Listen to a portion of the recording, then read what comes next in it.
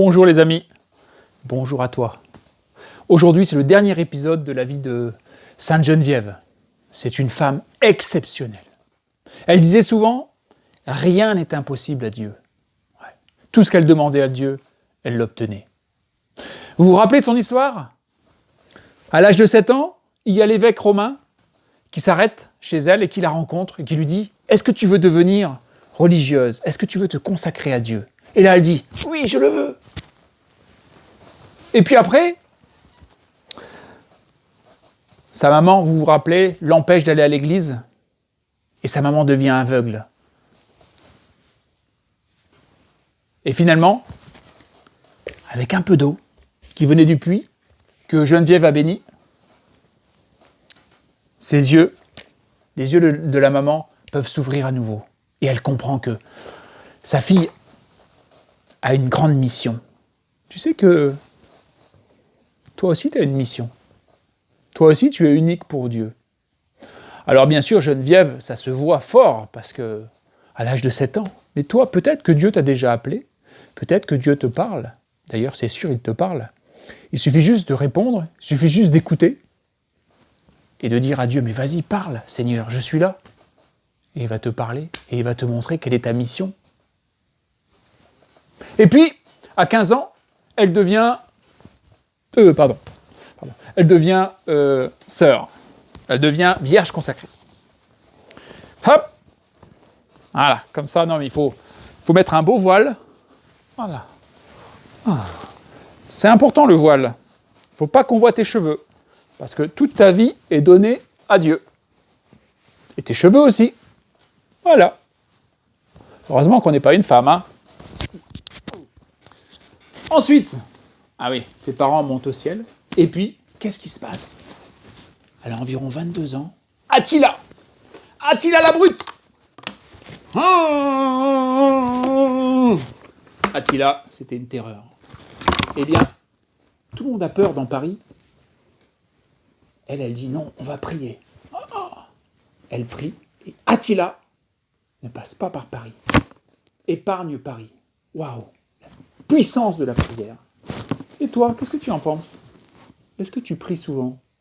Est-ce que tu crois qu'à chaque fois que tu pries, Jésus t'écoute ? Tu le crois, ça ? Bah oui, il t'écoute à chaque fois. Et tu es toujours exaucé. Pas toujours comme tu voudrais, mais c'est toujours pour que Dieu puisse se servir de ta prière. Et puis après, on continue. Qu'est-ce qui se passe après ? Tu te rappelles ? Bah, c'est l'épisode avec Clovis. Eh ouais, Clovis, c'est le roi des Francs. Et il veut réussir à prendre Paris. Mais Geneviève ne veut pas ouvrir ses portes, les portes de Paris, parce qu'elle dit, mais c'est un païen. S'il rentre dans Paris, tout le monde va devenir païen. Elle attend qu'il se convertisse. Elle prie pour cela.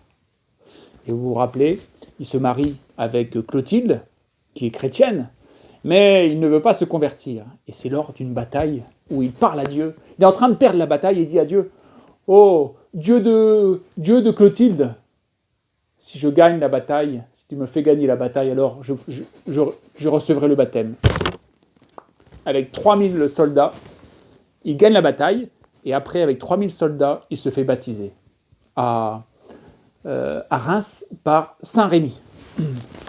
Voilà, et voilà,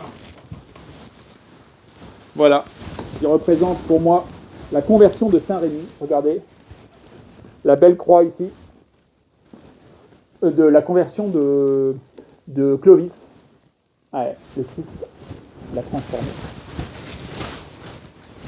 Et puis, ça continue. Il faut savoir qu'elle a fait énormément de miracles, Sainte Geneviève.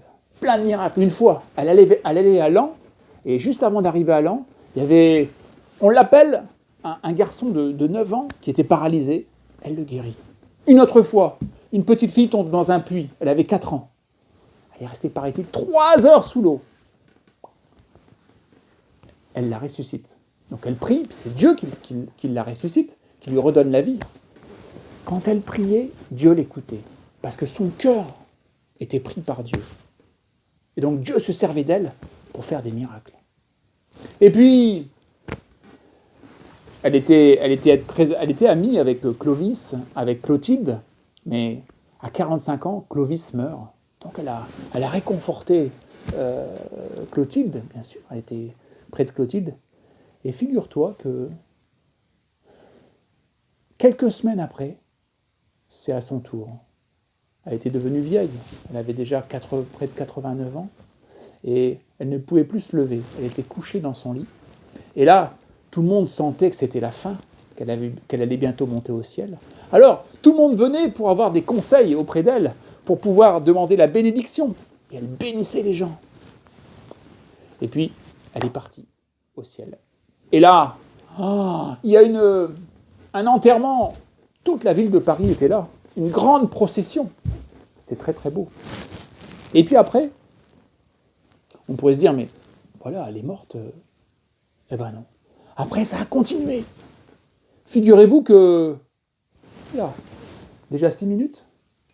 Il faut que j'aille très très vite. Hein. Très très vite. Il me reste 30 secondes pour vous dire l'essentiel. Les invasions des Normands. On sort les reliques de Sainte... c'est toujours quand il faut aller vite que j'y arrive pas. De la Sainte, quoi.